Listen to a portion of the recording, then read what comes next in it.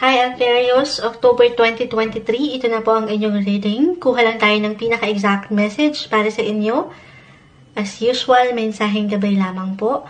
Ano nga bang balita, impormasyon o ganap ito ang parating sa inyo ngayong bagong buwan ng October 2023? Anong maiwan natin para sa kanila, Aquarius? Message?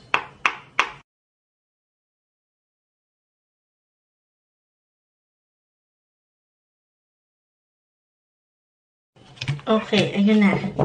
So, spread muna po natin ang bawat isa. The 10 of Cups ay narito. 7 of Swords, Reverse. 5 of Cups, Reverse. The Ace of Cups. The Tower is in Reverse. Okay, dito na lang siya. The 3 of Cups, Reverse. Knight of Cups. The Sun is in Reverse. The 4 of Wands. And the Hierophant. Okay.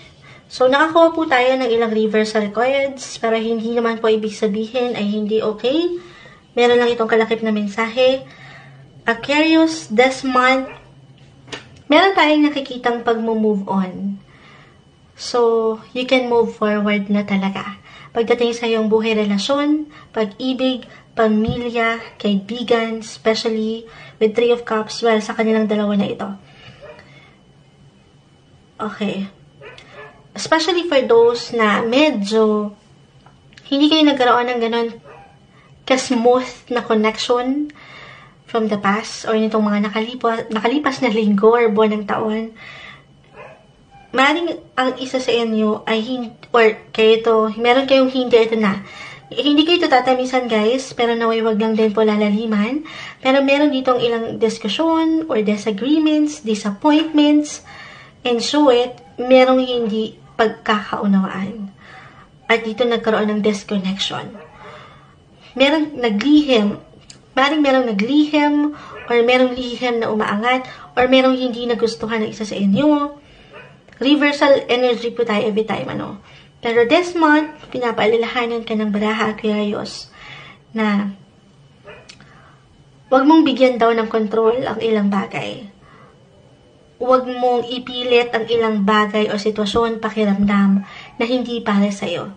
Kasi kapag nag-let go ka, kapag nag-move on ka sa sitwasyon na yan, merong dahilan ng lahat, guys. Huwag niyong bigyan ng control ito. Especially kung mag-reflect. Itong parang pakiramdam niyo na iwan kayo sa ere or na-ghosted kayo. Kumbaga parang hindi kayo nabigyan ng paliwanag, walang closure. Or maybe this is a message this month na maniwala kayo sa mga bagong simulain na pwedeng ihain sa inyo ng mundo. Let things flow naturally sa inyong buhay, Aquarius. Huwag kayong pangunahan ng kaba o pangamba o pag-iisip na hindi okay or na hindi na magiging okay. Ulitin ko, meron at merong dahilan ang bawat ganap, ang bawat isa sa atin.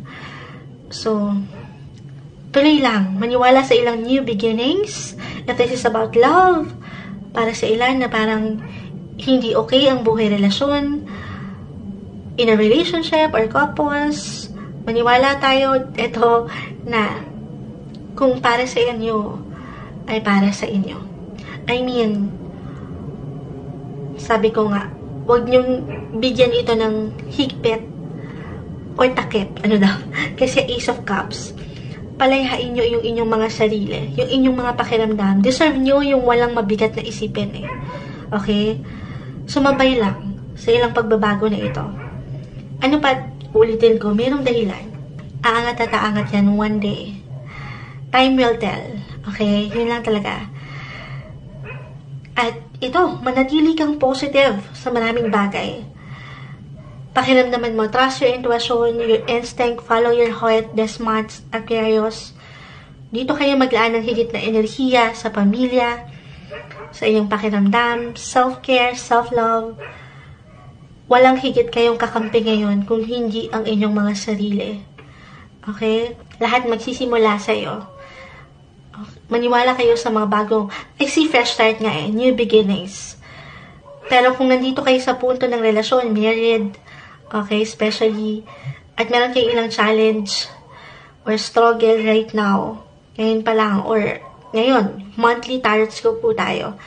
May iwanan ko na hindi ito yung best time or best month na magpadalos-dalos kayo sa emosyon na pwedeng umangat.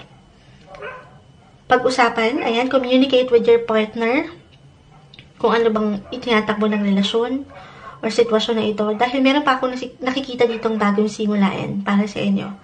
Maring ito ay isang challenge na kailangan yung lagpasan, especially kung merong sikreto nga angat. It could be positive or negative sa totoo lang, kasi meron din personal celebration dito. Na kung saan, just only take what resonates po, maring merong celebration kayong magkapareha na magaganap.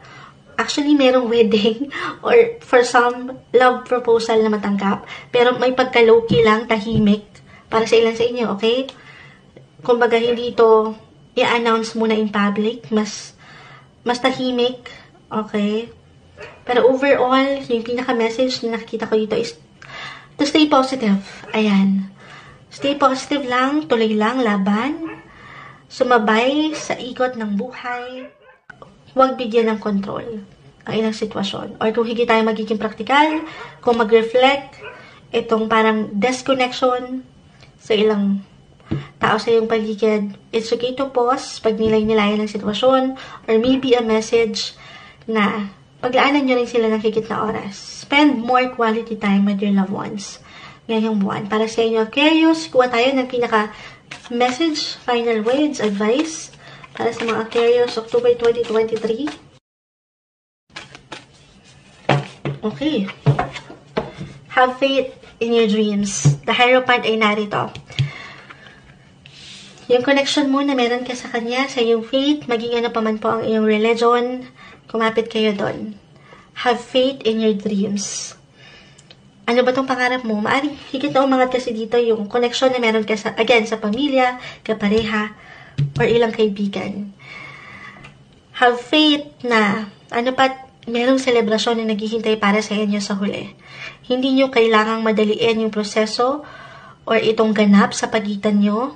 Take everything one step at a time. Ano pa, sabi ko nga, time will tell. Kung kailan, kung saan, kung paano, mas magiging maalwan ng bagay-bagay para sa inyo. Okay? Stay positive. Ito, don't let your past hold you back.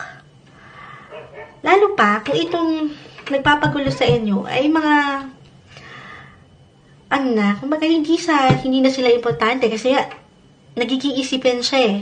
Ano? Pero, kung ito'y matagal na, okay, or ilang tao ito from the past, na parang nag-hold back pa kayo, pinipigilan nyo eh. Binibigyan nyo ng control. Diyan, hindi nagbubukas yung takip, guys. So, sabi ko nga, palayain nyo ang mga sarili nyo. Kahit sa simpleng isipan o pakiramdam lamang ito.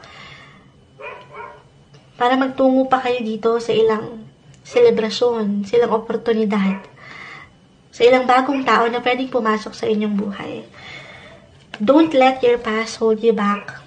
And have faith in your dreams ngayong buwan para sa inyo, Aquarius.